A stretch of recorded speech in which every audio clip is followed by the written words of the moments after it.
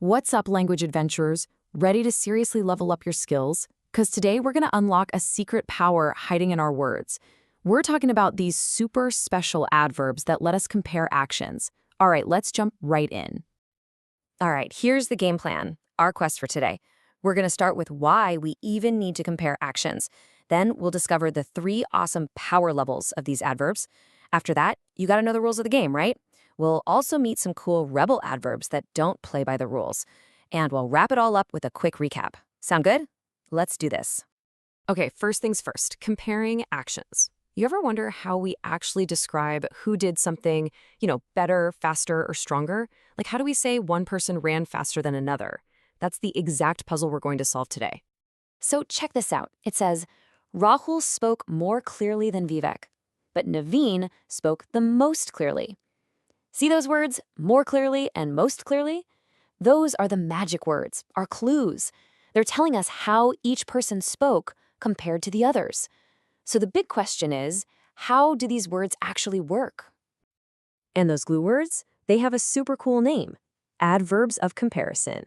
Yep, that's it. They're just special words that help us compare 2 or more actions. Super simple, right?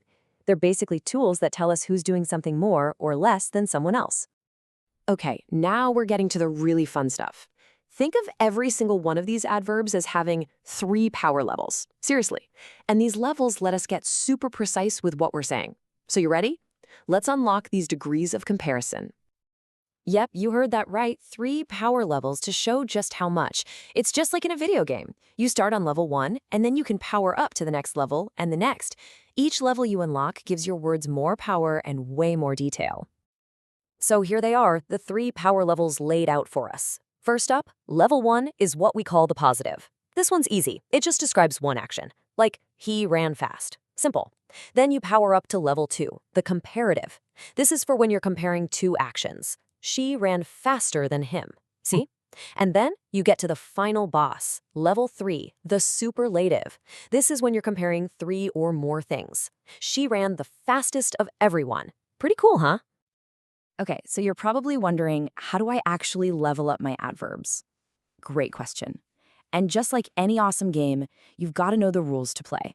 So let's dive into the rules of the game. All right, rule number 1. This one is for our short adverbs. The little guys.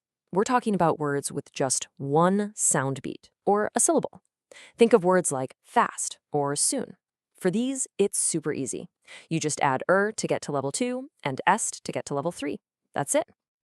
And here's a perfect example of rule 1 in action. We start with high. To compare 2 things, we add er and get higher. And to compare a whole group, we add ist and get high-ist. See how that works? For short adverbs, you just tack on the ending. Easy peasy.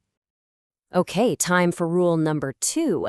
Now, this rule is for the longer adverbs, the ones with 2 or more syllables, or sound beats, words like beautifully or carefully. With these guys, we do not add adder or est. Nope. Instead, we use 2 little helper words, more and most. Let's look at an example. Take the word wearily. We would never say wearlier or wearliest, right? That just sounds weird. Instead, we pop more in front to get more wearily and most in front for most wearily. It just sounds so much better, and it's the right way to do it for these longer words. All right, so you've learned rule 1. You've learned rule 2. You're feeling pretty confident, right? Well, get ready, because it's time to meet the rebel adverbs. These are the words that just don't play by the rules. I'm not kidding. This is a warning. Some adverbs follow their own completely special rules. They don't follow rule 1 or rule 2. They do their own thing. Think of them as the super rare special characters in our language game. Okay, check this rebel out, little. It doesn't become littler or more little. No way. It totally transforms into less for the comparative and least for the superlative. These guys are tricky for sure. The only way to beat them is to join them by memorizing how they work. We have covered a ton of ground today. You've unlocked the power levels, you've learned the rules of the game, you've even met the rebels. It's time for our final recap. Let's review the mission and lock in everything we learned. Okay, mission debrief. Here are the main rules. Rule 1. For short adverbs, you add er and est. Got it? Rule 2. For long adverbs, you use more and most. Easy. And the final rule? Watch out for those rebel adverbs. They're the wild cards. And that's our wrap. But before you go, I've got one final challenge for you. So think about a cheetah, right? Super speedy. If you were comparing how it runs to all other animals, which word would you use? A cheetah runs fast, faster, or fastest? Think about which power level that is. You've got all the tools you need now.